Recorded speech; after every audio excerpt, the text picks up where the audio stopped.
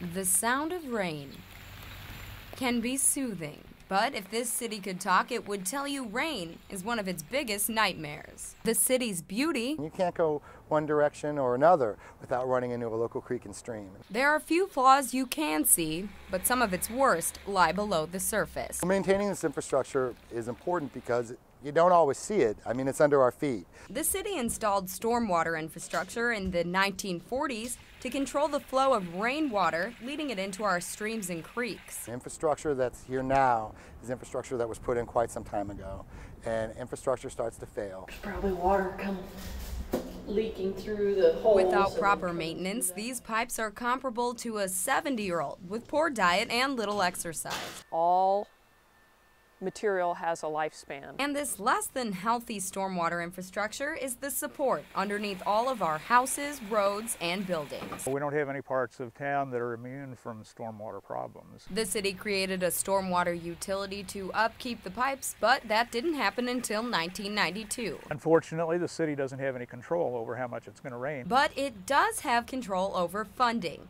And the last time it's seen a major increase in funding, 1992. And it's not just the old age of the drains, their dire need for replacement, and the lack of money being put into the project. It's our fault too.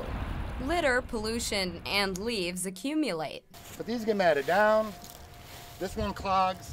And block the passageways to the drains. Those clogs can cause major issues. It can cause buildup, it can damage the systems, and it can cause major floodings. So, why should you care? Because of the potential for catastrophic failure. Take a look at this video from Wisconsin. This car fell into a massive sinkhole because of stormwater pipe failure. And what happened in Wisconsin has the potential to happen here. This is just one of hundreds of stormwater pipes in Columbia, and water's traveling through this pipe, as it should during this rainstorm. But underneath, it's a different story. The rust has caused holes in the pipe, causing water to leak out the bottom. And when the dirt around the pipe gets wet, it packs down, causing the road above to lose support. It's as simple as that. It's one of the reasons that we ask people not to drive through running water when it's going across roads. You don't really know what's under there. Is the road still there or not? The same thing can happen with houses and buildings too, along with an erosion problem that people are having in their yards, standing water, water that comes from the neighbors' properties. Most maintenance is done because of immediate need. A lot of the maintenance we do is done on a just kind of a case-by-case basis. And the problem with this? The thing about doing any kind of emergency replacement is it costs about 3 times as much as doing regular maintenance. There's no easy fix for a problem this size. It takes time, it takes staff, it takes resources to maintain infrastructure. A problem you can't see is still a problem.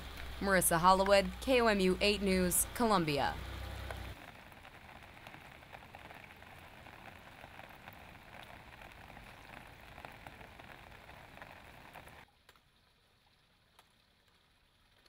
Taking this shit up.